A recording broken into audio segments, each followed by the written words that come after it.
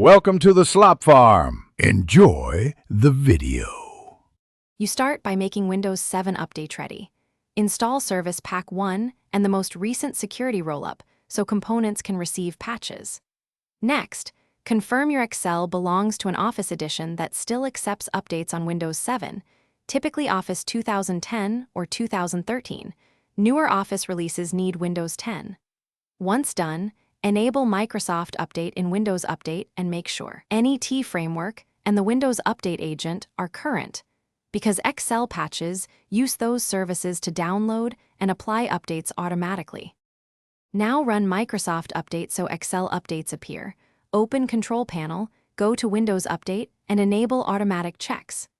Make sure you check the box to receive updates for Microsoft products, otherwise Office patches won't show. Once configured, click Check for Updates.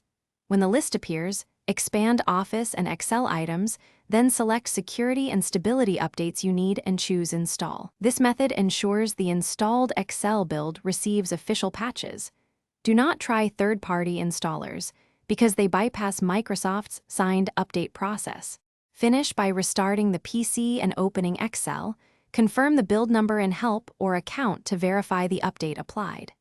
If an update fails, run the Windows Update Troubleshooter, clear the software distribution folder, and retry the Microsoft Update check. Make sure disk space and admin rights are available for installations.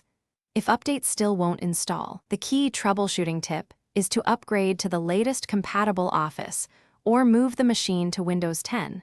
This is often the only way to receive current Excel feature and security updates going forward. Thanks for watching. Consider subscribing if we helped you today.